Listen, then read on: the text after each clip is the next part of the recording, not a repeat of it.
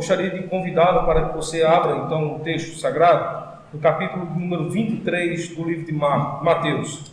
Mateus, capítulo de número 23. Então, deixe o texto aí aberto neste capítulo.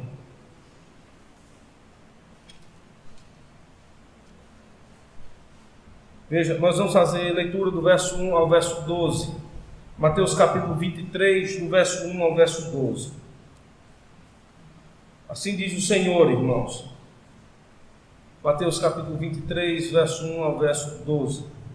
Então falou Jesus à multidão e aos seus discípulos, dizendo: na cadeira de Moisés estão assentados os escribas e fariseus. Todas as coisas, pois, que vos disserem que observeis, observai-as e fazei-as, mas não procedais em conformidade com as suas obras, porque dizem e não fazem. Pois atam fardos pesados e difíceis de suportar, e os põem aos ombros dos homens. Eles, porém, nem com o seu dedo querem movê-los. E fazem todas as obras a fim de serem vistos pelos homens, pois trazem largos filactérios e alargam as franjas das suas vestes. E amam os primeiros lugares nas ceias e as primeiras cadeiras nas sinagogas, e as saudações nas praças, e o serem chamados pelos homens Rabi, Rabi. Vós, porém, não sejais chamados Rabi, porque há um só, e é o vosso mestre, a saber, o Cristo, e todos vós sois irmãos. E a ninguém na terra chameis vosso Pai, porque um só é o vosso Pai, o qual está nos céus. Nem vos chameis mestres, porque um só é o vosso mestre, que é o Cristo. O maior dentre vós será vosso servo, e o que a si mesmo se exaltar será humilhado, e o que a si mesmo se humilhar será exaltado. Então, irmãos, nós temos aí a leitura do capítulo 23, uma parte aí, né, que nós chamamos de perícope, é um pequeno texto do capítulo 23, uma pequena porção do texto do capítulo 23 aí de Mateus. Deixa eu falar aqui para você do contexto desse texto, em que ordem é que ele aparece, qual o momento em que ele aparece. Irmãos, nós estamos próximos aqui de Jerusalém. Na verdade, Cristo está nas suas últimas pregações, ou nos seus últimos sermões. Ele está pregando aqui a palavra de Deus, e essa palavra que ele está anunciando, ela é uma palavra sempre de repreensão para os líderes do povo, para os líderes de Israel. O capítulo 23, ele tem algumas circunstâncias. Primeiramente, Cristo está ensinando o povo acerca da verdadeira liderança da casa do Senhor. É a primeira mensagem que nós temos aqui no capítulo 23. A segunda coisa, ele está dizendo que essas lideranças que se dizem serem do Senhor, na verdade estão equivocadamente interpretando a lei de Deus. Ou seja, eles pegam o texto sagrado e a interpretam de forma equivocada.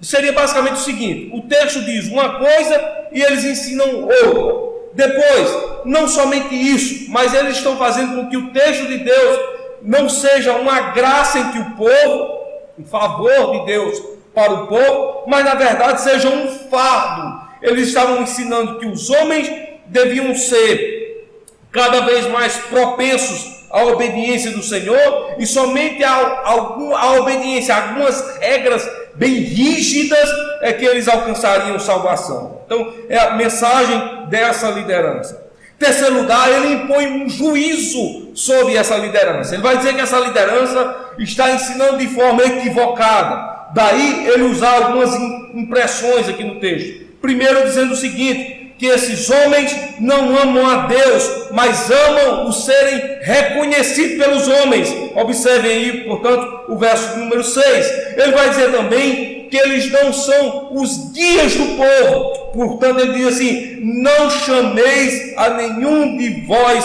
de Rabi. Segundo, ele vai dizer também que esses homens não podem ser intitulados como pai. Ele vai dizer assim: só existe um que é o vosso Pai. Terceiro lugar, ele vai dizer que esses homens não podem serem chamados de ungidos de Deus. Ele usa a palavra Cristo, e somente Cristo deve ser o mestre desse povo.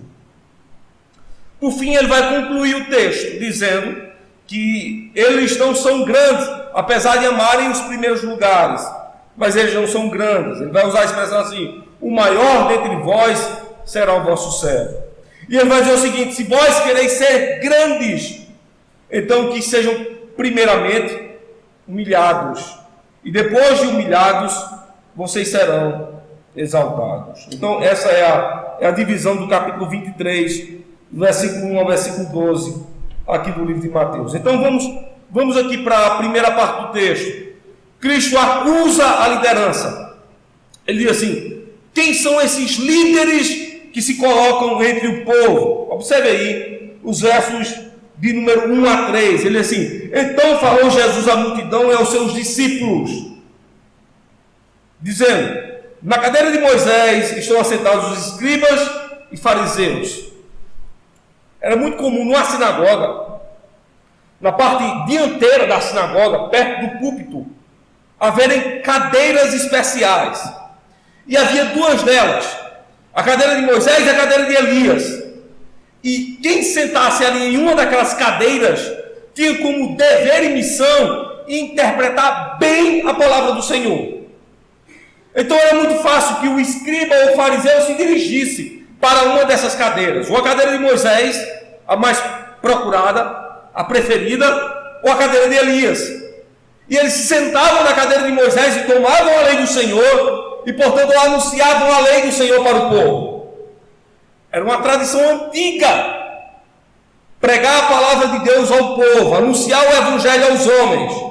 Só não é tradição bíblica ensinar aquilo que Deus não ensina, enfatizar aquilo que Deus não enfatizava na sua palavra. Então, os escribas e os fariseus têm por prazer, têm por paixão sentarem-se na cadeira de Moisés. É como se Cristo estivesse dizendo o seguinte: se você quer conhecer os escribas, se vocês querem conhecer os fariseus, observem para a parte dianteira da sinagoga, na parte central da nave da sinagoga. Vocês vão ver que aqueles que buscam os primeiros lugares e aqueles que se assentam na cadeira de Moisés são fariseus e são escribas. O que é que classifica um fariseu? Um fariseu era alguém que interpretava a lei do Senhor. O fariseu era alguém que estudava a palavra de Deus e trazia a interpretação daquilo que Deus tinha elencado na sua palavra. O escriba era responsável pelos negócios, pelas finanças, pela escrita do texto. O escriba era responsável por secretariar a sinagoga. Assim como numa igreja, você tem o secretário da igreja, que redige as atas do povo. O escriba tinha essa função. Ou ele secretariava na sinagoga, ou ele trabalhava na tesouraria, ou o escriba também era responsável por compilar os textos da palavra do Senhor, principalmente os textos da lei, os 5 primeiros livros da palavra do Senhor: Gênesis, Êxodo, Levítico, Número e Deuteronômio. Depois o verso 3 diz o seguinte: todas as coisas, pois, que vos disserem que observeis, observai-as e fazei-as, mas não procedais em conformidade com as suas obras, porque dizem e não fazem. Então essa era a classificação da liderança. Homens que pregavam a palavra de Deus e viviam em desconformidade à palavra do Senhor. Daí, irmãos, a palavra fariseu hoje ser tomada entre nós não como aquele que estuda a lei do Senhor, não como aquele que examina a palavra de Deus, mas fariseu ser conhecido entre nós como aquele que é hipócrita. A palavra fariseu se tornou sinônimo de hipocrisia, porque aquilo que eles ensinavam nas sinagogas era justamente aquilo que eles não faziam. Eles ensinavam uma coisa e procediam de forma completamente diferente. O que é que Cristo diz sobre essa liderança? Primeiramente, ele aponta o pecado dessa liderança, dizendo assim: a primazia dos seus corações está estar sentados aonde não devem. Depois, falarem e não fazerem.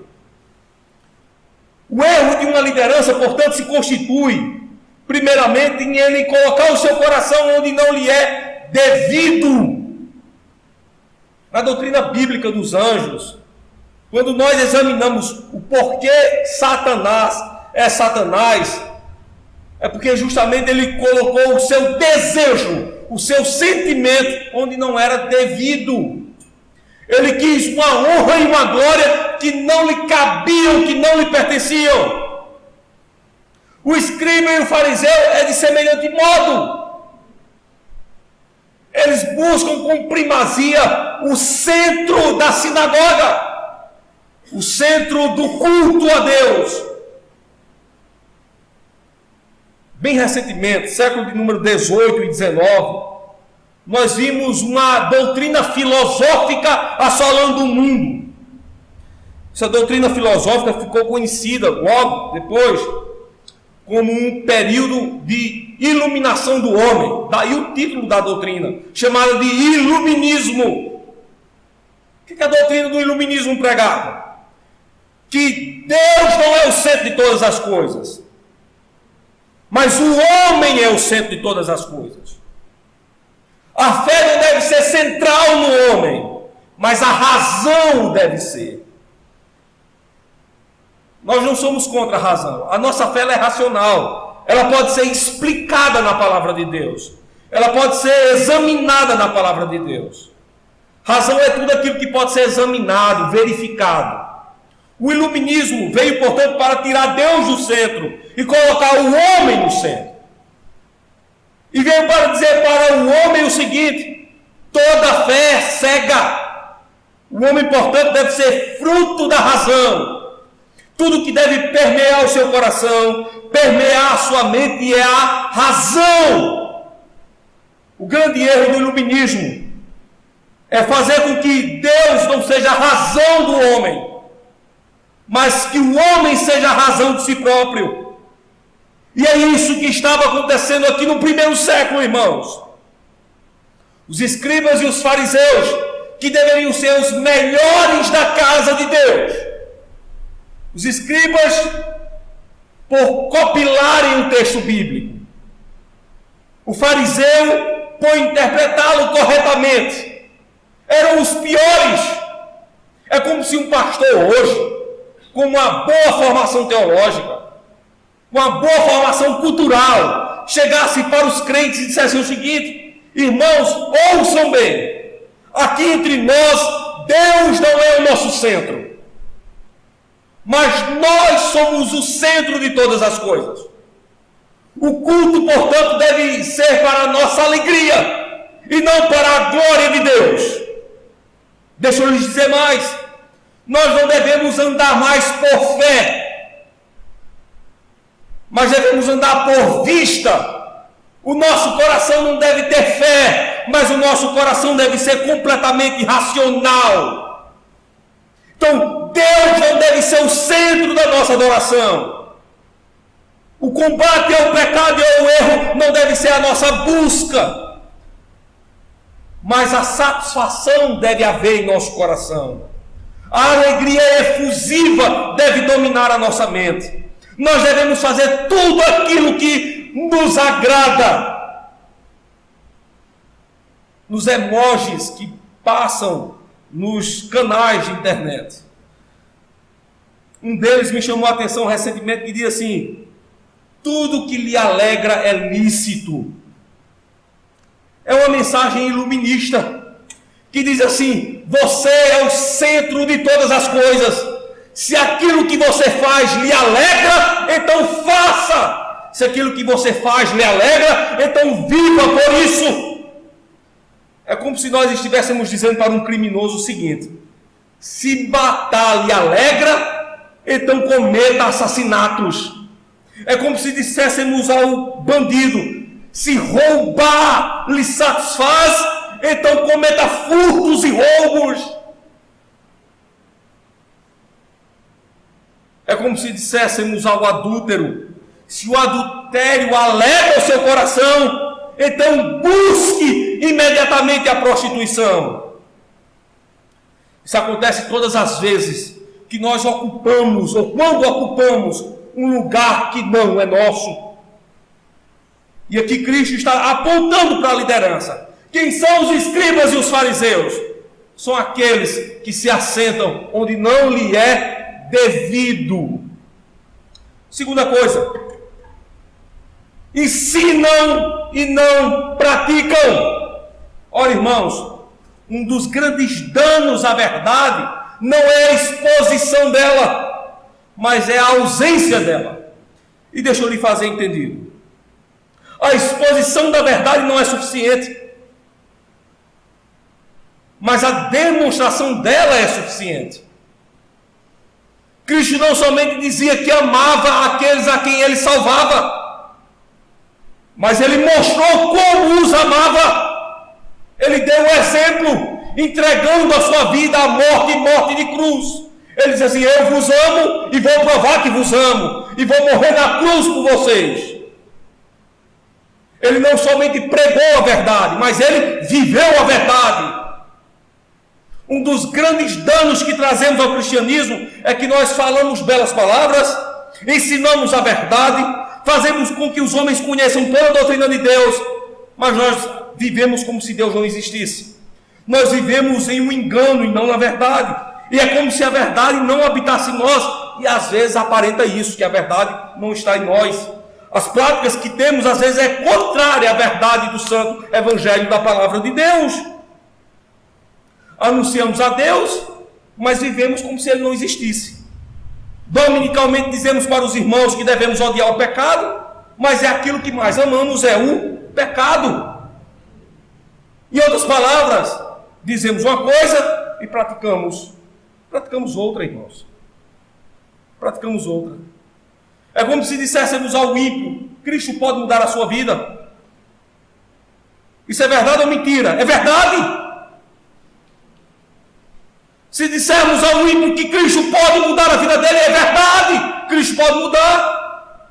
Mas o problema não está em dizermos isso ao ímpio, está em como o ímpio pensa de nós. Ele olha para nós e diz: poxa vida, se Cristo pode mudar a vida, por que não mudou a vida dele? Que se diz cristão, que se diz crente, que deveria andar de forma reta, mas anda de forma torta, que deveria andar na luz, mas anda nas trevas. É isso que foi caracterizado pela vida do escriba e do fariseu. Eram os melhores de Israel, eram os melhores da religião. Lembrando, o escriba responsável pelo texto bíblico, o fariseu responsável pelo exame da palavra de Deus. Doutrinariamente eram os melhores. Não havia ninguém entre os da casa de Israel melhor no conhecimento da palavra de Deus do que o escriba e do que o fariseu. Mas o problema neles está em falar e não em fazer. Ensinavam a verdade e praticavam o engano. Você já percebeu que grande dano nós trazemos ao mundo quando nós ensinamos ao mundo uma coisa e a nossa prática é outra, completamente diferente? Quando dizemos para os homens que nós devemos ser justos, mas quando nós compramos e não pagamos, veja que coisa absurda nisso. Quando dizemos para os homens que devemos andar na luz, mas as nossas práticas são nas trevas. Quando dizemos aos homens que devemos falar a verdade, mas aquilo que ressoa dos nossos lábios é engano e mentira. Quando dizemos para os homens que o nosso maior amor é a Deus, mas na realidade o nosso amor é pelos nossos familiares, é pelos nossos vizinhos, é pelos nossos amigos, e por qualquer coisa nós logo tensionamos em abandonar o Senhor. Isso é que acontece ao fariseu. Ensina uma coisa e vive outra. Ensina a verdade, mas vive o engano. Segundo problema que aqui é que Cristo aponta agora qual é a doutrina dos fariseus. Ele vai dizer a partir do verso número 4, o que é que o fariseu, o que é que o escriba anda ensinando para o povo do Senhor, que foi conhecido como erro, como engano. Diz assim o verso 4: pois atam fardos pesados e difíceis de suportar, e os põem aos ombros dos homens. Eles, porém, nem com o seu dedo querem movê-los. É como se ele estivesse dizendo o seguinte: eles fazem fardos tão pesados que eles próprios não podem suportar. No entanto, eles lançam esses fardos sobre os ombros dos homens. Verso 5 ele diz: e fazem todas as obras a fim de serem vistos pelos homens, pois trazem largos filactérios e alagam as franjas das suas vestes. Não sei se você sabe o que seria um filactério. Talvez aqui depois em uma aula de estudo bíblico. Lá em casa eu tenho um objeto judaico chamado de talit katan. É como se fosse um lençol, uma capa. E nessa capa tem o que nós chamamos de franjas. São tiras de pano que se coloca sobre o homem judeu e que ele faz aquilo no momento em que ele vai se direcionar para o Senhor, no momento em que ele vai cultuar a Deus. Cristo está dizendo isso. As vestes deles logo são identificadas. Eles possuem largos filactérios. Os filactérios eram um lembrete da lei, do mandamento do Senhor. Isso está previsto na palavra de Deus, no livro de Números, capítulo de número 15. Filactério era um lembrete dos mandamentos do Senhor, da lei do Altíssimo. Mas observem que ao invés de amarem a palavra, o amor deles está em quê? Em serem vistos. Verso de número 6.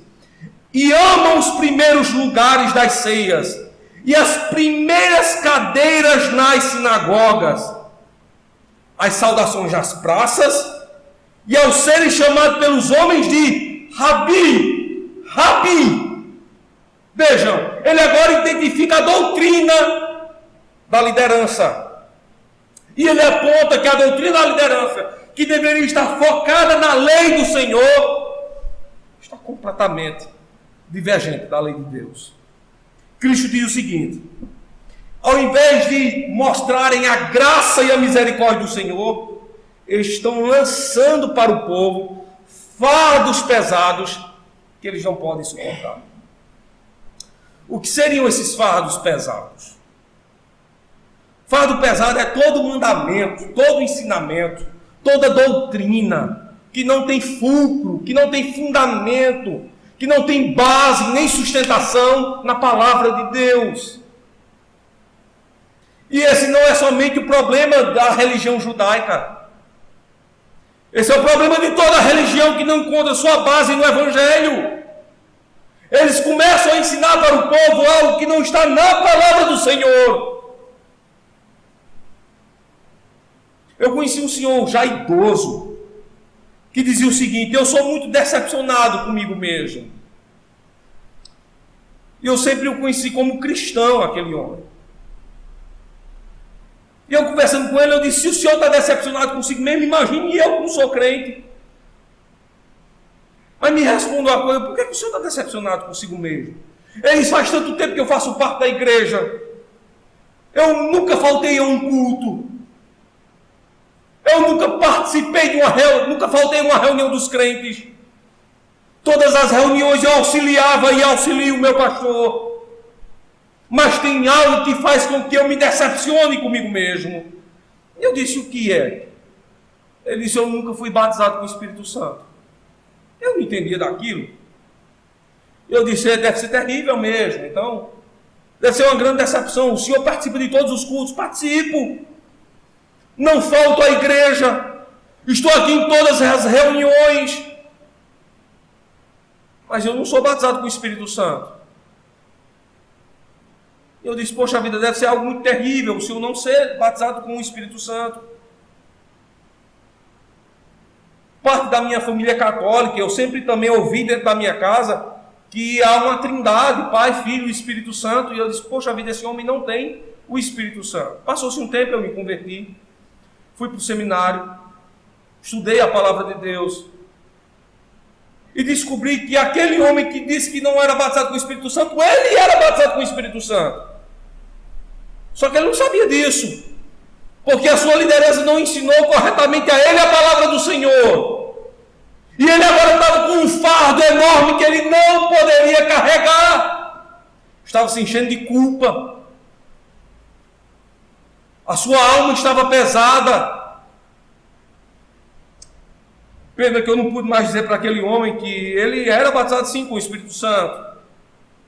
E o problema não estava nele, o problema estava na liderança dele, que tinha ensinado para ele algo que não estava na palavra do Senhor.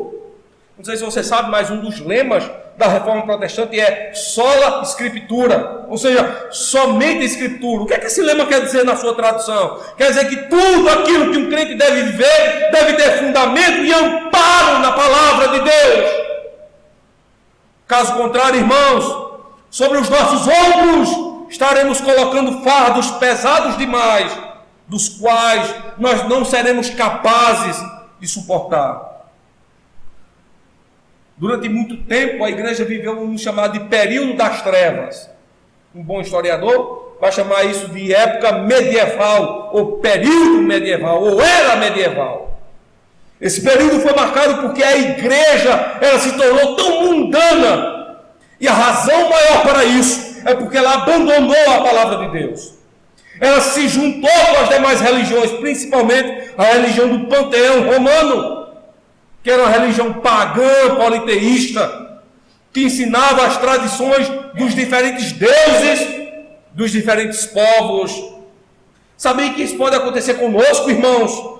Quando nós abandonamos a palavra de Deus, é um sinal que a nossa ruína está próxima demais. Quando você vê um crente reclamando porque saiu da igreja, e ele apontando por que saiu da igreja, a primeira razão nunca é aquilo que ele diz. A primeira razão é porque, primeiramente, ele abandonou a palavra do Senhor. Ele abandonou o Evangelho e colocou sobre os seus ombros fardos pesados. Ou, se você vê alguém ou um grupo afastado da palavra de Deus, questione a liderança daquele grupo. Na verdade, talvez o que foi ensinado para aquele grupo não tinha como fundamento a palavra do Senhor. E, portanto, ficaram, entre aspas, decepcionados com Deus, quando na realidade deveriam estar decepcionados consigo mesmos. Cristo disse: pois atam fardos pesados e difíceis de suportar, e os põe aos ombros dos homens. Eles, porém, nem com o seu dedo querem movê-los. Observe que o verso 5, o verso 6 e o verso 7 vai nos mostrar a moldura do coração dessa liderança. Ora, irmãos, se a liderança não tem prazer na palavra de Deus, significa dizer que o prazer dela está completamente equivocado, porque está no local indevido. Satanás não teve prazer em Deus, ele teve prazer nele mesmo. Se você observar Isaías capítulo de número 14, ou Ezequiel capítulo de número 28, você vai ver que o seu coração se encheu de astúcia contra Deus. Olhe do que está cheio o coração de uma liderança que não tem prazer na palavra do Senhor. Verso 5, verso 6 e verso 7. Verso 5 diz: e fazem todas as obras a fim de serem vistos pelos homens. Primeiro erro dessa liderança: eles procedem esperando o louvor dos homens. Aqueles que dizem assim: que pastor maravilhoso, que liderança agradável, veja como esse pastor é sábio, veja como essa liderança é eficaz. Spurgeon conta no seu livro Lições aos Meus Alunos, acredito que seja o volume 2, sobre duas pregações distintas.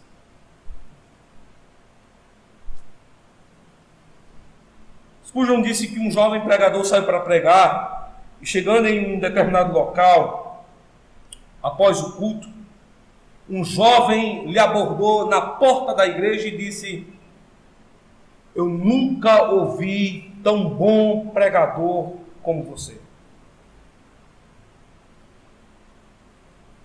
Ninguém falou palavras tão belas como você falou. Ninguém é tão sábio como você o é. Talvez ninguém em toda a Inglaterra e no Reino Unido tenha tanto conhecimento como você tem. Palavras ditas a um pregador logo após um culto. Esse mesmo pregador pregou também em uma outra igreja. E após o culto, uma pessoa lhe aborda depois da porta da igreja e diz para ele: não existe um Cristo maior do que o que você pregou. Não existe um Deus tão excelente como o nosso Deus. Sua criação é perfeita, seus feitos são estarrecedores. As maravilhas da sua mão são incontáveis. Elas declaram dia após dia que somente Deus é o Senhor.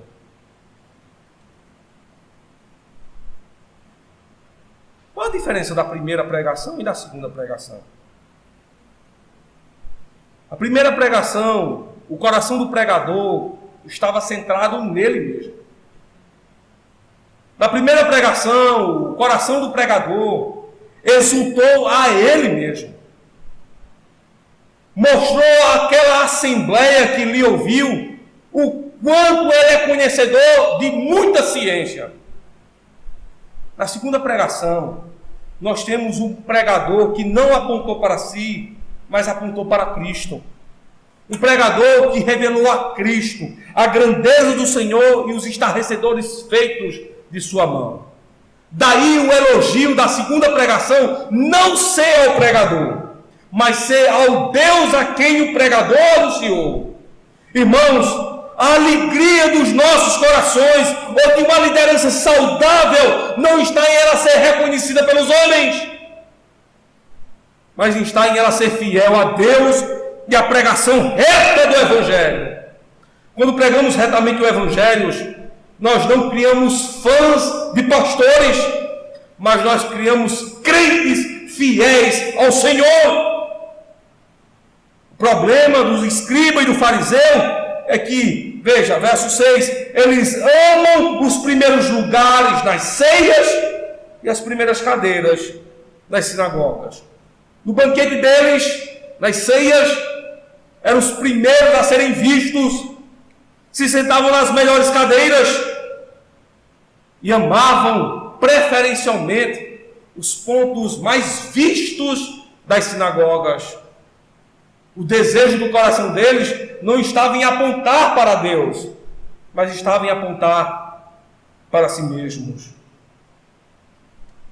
Olha o reconhecimento que eles querem. Verso 7. As saudações nas praças, de forma efusiva, para que pudesse chamar a atenção dos homens. O serem chamados pelos homens de quê? Rabi, ou seja, vocês são os nossos guias. Vocês são os nossos guias. Observe agora a repreensão de Cristo. O coração da liderança não deve estar voltado para si mesmo, mas o coração da liderança deve estar voltado para Cristo.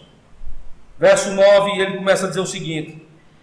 Verso 8, ele começa a dizer o seguinte: vós, porém, não sejais chamados de guias, de rabi, porque um só é vosso mestre, a saber, o Cristo, e todos vós sois irmãos.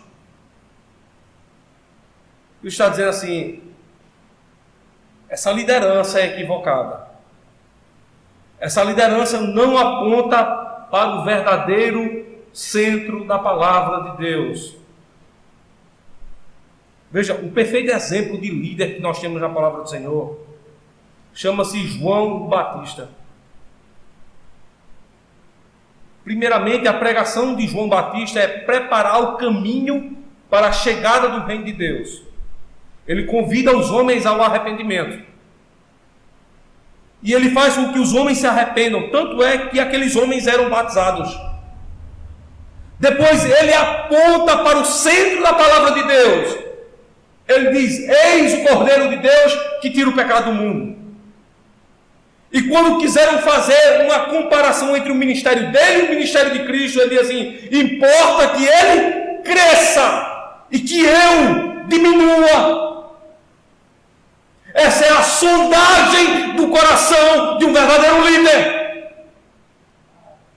Ele não é dono do rebanho de Deus. Cristo é o dono do rebanho. O pregador fiel da palavra de Deus deve apontar para Cristo e não para ele mesmo. Ele não deve bater no peito e dizer assim: eu tenho todas as respostas. A qualquer pergunta que for levantada, eu tenho resposta. Não, ele deve apontar para Cristo. Cristo é o guia. Verso 9 diz assim: a ninguém na terra chamei vosso Pai, porque um só é o vosso Pai, qual está nos céus. Ele está dizendo assim: se tendes, pois, do que depender, não dependam desses homens. Veja, quando nós auxiliamos outros homens, quando nós ajudamos homens a saírem do buraco em que se encontram, geralmente aqueles homens serão gratos a nós, de tal maneira que diz assim: eu tenho fulano de tal como se fosse um pai para mim. E aí cria uma relação íntima de dependência. Era tudo que os escribas e os fariseus queriam. Fazer com que os filhos de Israel, os filhos da aliança, fossem completamente dependentes da liderança deles. Ao que Cristo retruca dizendo: não façam isso. Não chamem a todos os homens de vosso Pai. Mas veja, mas um só é vosso Pai, aquele que está no céu. O que é que Cristo está dizendo para o seu povo? Não dependam dos homens. Lembra do que disse o profeta? Maldito o homem que confia em outro homem. Maldito o homem que confia na força do seu braço. Irmãos, a nossa dependência não está em nós mesmos, nem nos homens, mas a dependência de um crente fiel está em Deus. Daí os reformadores ensinarem para a igreja: soli Deo gloria, glória somente a Deus. Nós somos dependentes, mas dependentes de Deus. A nossa dependência está em Deus. Nós esperamos em Deus. É a razão, por exemplo, do Salmo de número 69. O salmista diz que espera no Senhor. Ele depende de Deus e a sua confiança está no Senhor. Verso de número 10, irmãos, observe agora que Cristo também repreende chamar esses homens de mestres educadores. Ele diz assim: nem vos chameis mestres. O vos chameis aqui é apontando para os escribas e fariseus. Ele diz assim: porque um só é vosso mestre. Ou seja, só existe um que ensina a verdadeira doutrina de Deus ao povo. Ele diz assim: e é Cristo. Os reformadores também disseram isso, através do solos Christus, ou seja, somente por Cristo.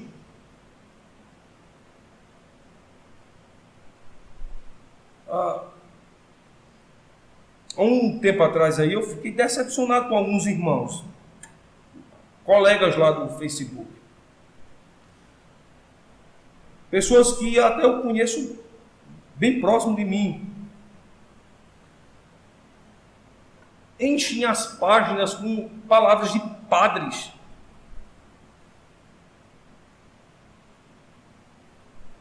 de pastores pentecostais, de frases de Buda, palavras que não apontam para o Evangelho, mas palavras que apontam para o erro, palavras que são até bonitas, mas que não exalam a verdade e, portanto, são mortais.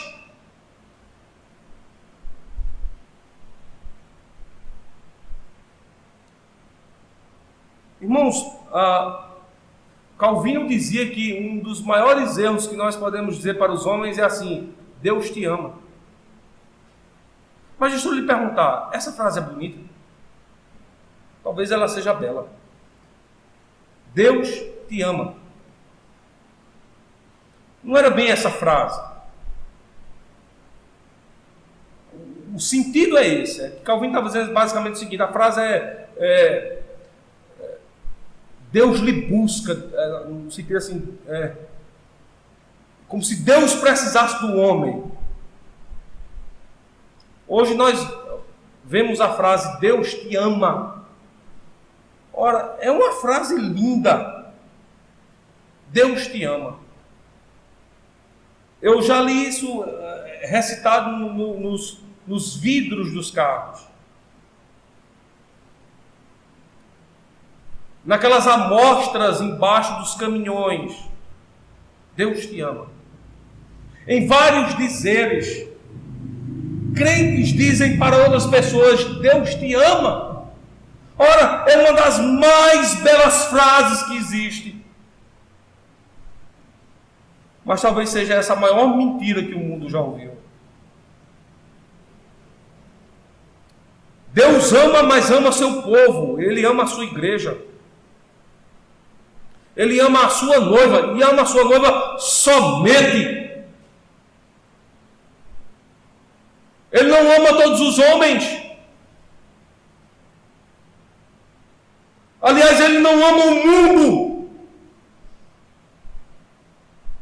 Alguém diz assim: Deus é capaz de odiar? É engano. O Salmo de número 5 diz que ele odeia aquele que comete transgressão. E não somente odeia, o texto diz que ele vai destruir aquele que comete transgressão.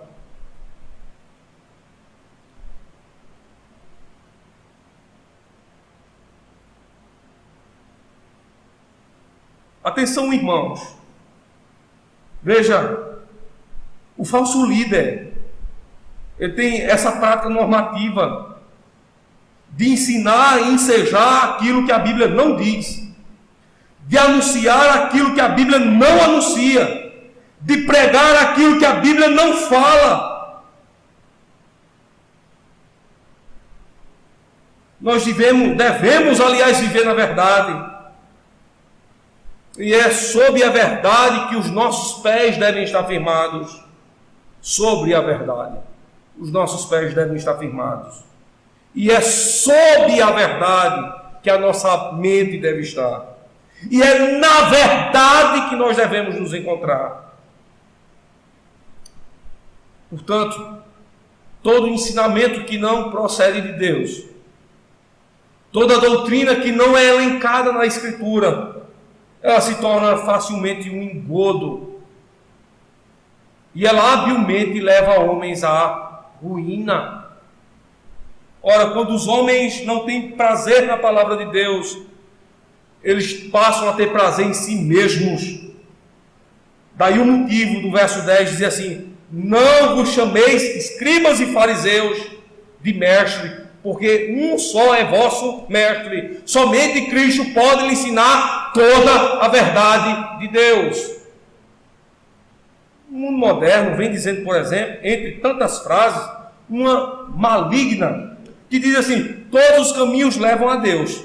Afinal de contas, não importa onde eu esteja, importa que eu esteja servindo a Deus. Todos os caminhos levam para Deus. Isso também é um grande engano. É um grande engano. Nem todo Cristo pregado é o Cristo da Escritura, irmãos.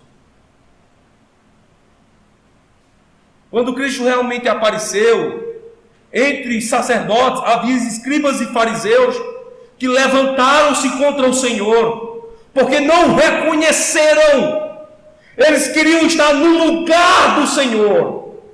Afinal de contas, para quem se assenta na cadeira de Moisés, agora se autoproclamar o grande mestre para o povo, não demoraria absolutamente nada. Existem pregadores que se tornam literalmente o centro de toda a atenção da igreja. As pessoas precisam ser curadas, mas só se for curada através da oração dele. As pessoas precisam se aproximar de Deus e só se aproximam de Deus se estiverem ao lado dele. Há uns dias aqui atrás, e já em outras oportunidades, eu venho quebrando uma mística, e a semana retrasada eu disse aqui na igreja: irmãos, a minha oração, ela não é maior em nada do que a sua oração. Um pastor é tão pecador quanto você é. Não existe supermestres na igreja. Afinal de contas, se um pastor não ensina à igreja a verdadeira doutrina exalada da palavra de Deus, ele não é nada mais, nada menos do que um trapaceiro enganador. Portanto, não chamem de mestres aqueles que têm prazer horrendamente em si mesmos e não em Deus. Veja, Cristo é o mestre da igreja. Cristo é o doutrinador do povo. Portanto, se uma liderança não baseia o seu ensino na palavra de Deus, e Cristo não é o alvo dessa pregação, esqueça essa pregação.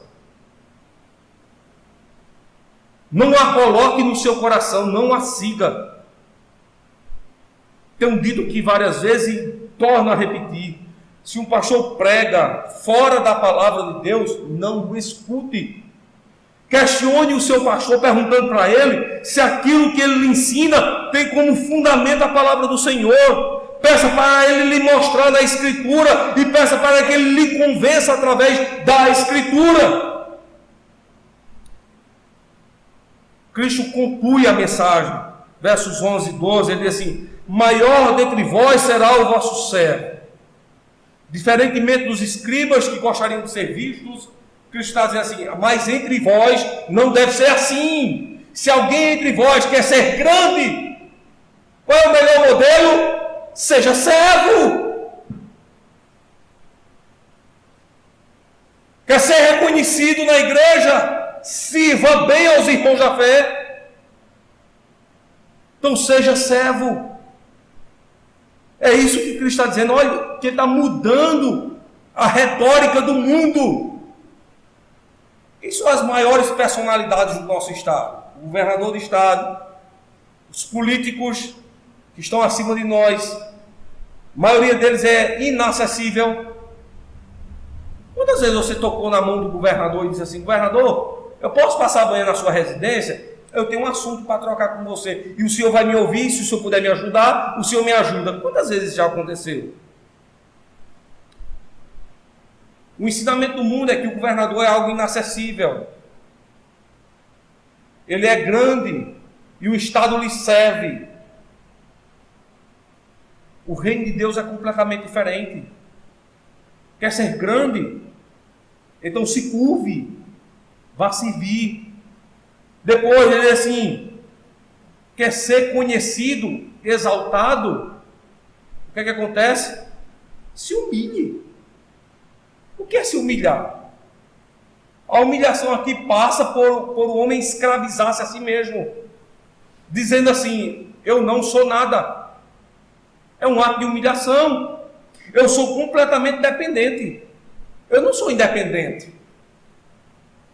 Mas a maioria de nós, às vezes, bate no peito e diz assim: quem manda na minha vida sou eu, e eu faço do jeito que eu quero. O verso 12 não está nos ensinando uma outra verdade, irmãos. O verso 12 diz assim: e o que a si mesmo se exaltar, será humilhado. Aqui, a palavra para humilhado aqui será colocado no pó. Lançado ao pó. Mas diz assim: e ao que a si mesmo se humilhar, ou seja, aquele que a si mesmo se lançar ao pó. Quando é que nós fazemos isso? Aliás, quando é que o povo de Deus fazia isso? Veja, o Antigo Testamento e o Novo Testamento é vasto com esses exemplos. Quando os crentes se lançavam ao pó, é porque eles estavam buscando a Deus com suas orações. Humilhados diziam: Senhor, socorre-nos. Isso demanda dizer que aqueles crentes e os que hoje assim procedem pregam aos seus corações que eles são dependentes de Deus. Mas é incrível quantas pessoas que passam por problemas hoje mas sequer tem coragem de lançar-se ao pó. Não tem coragem de buscar a Deus. Eu visitei um irmão que estava passando por uma depressão, e no meio da conversa, foi até sem querer, eu perguntei para ele o seguinte: você tem orado? Ele disse: eu não sei nem o que é isso, pastor. Faz tanto tempo que eu orei. Veja, o que é que aquele homem está dizendo?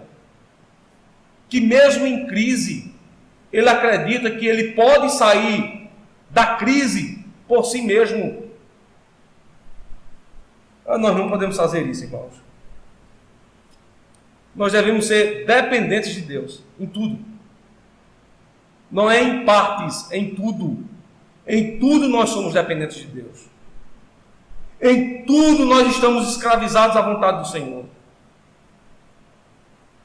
Hoje pela manhã, na pregação lá de Gênesis capítulo 43, nós aprendemos 3 verdades basilares da vida dos filhos de Jacó. Primeiro, é que a palavra de Deus se completou plenamente na vida deles.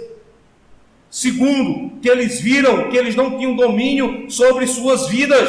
Era Deus que dominava sobre suas vidas. Eles eram integralmente dependentes de Deus. E terceiro, Deus usou para com eles de misericórdia. Irmãos, aqueles que se tornam dependentes de Deus gozam da misericórdia de Deus. Quando nós nos humilhamos, Deus nos exalta. Quando nos exaltamos, nós somos abatidos. E não pense você que se exaltar é simplesmente sair na rua dizendo assim: eu tenho controle de todas as coisas. Eu não preciso de ninguém. Vocês vão ver que eu vou sair dessa. Anotem aí, eu vou sair desse problema. Não, irmãos. O exaltado não é somente este que faz isto. Mas o exaltado é aquele que no seu coração começa a acreditar que ele tem força em si mesmo para superar os problemas que ele passa. Então saiba que você será humilhado na sua exaltação. Mas se você quer ser exaltado, então se lance ao pó, se humilhe, busque a Deus, recorra ao Senhor, espere nele, dependa dele, tenha Deus como seu Deus, tenha Deus como seu Senhor. Amém, irmãos? 3 pontos aqui eu gostaria de ressaltar com vocês aqui no texto, para que você não esqueça. A primeira coisa que eu gostaria que você lembrasse aí é que toda liderança que a si mesmo se exalta é uma falsa liderança. É isso que nos mostra os versículos de número 1 a 3. Segunda coisa, toda doutrina que não está firmada na palavra é uma falsa doutrina. É o que está entre os versos de número 4 ao verso número 7. E por fim, irmãos, todo homem que não depende de Deus, por fim, ele é um ser humilhado. Ainda, todo homem que depende de Deus, ele é um ser que será exaltado. A dependência do Senhor equivale-se a nós nos lançarmos ao pó, buscando a face do Altíssimo. Deus nos abençoe, portanto, sua palavra. Amém, irmãos.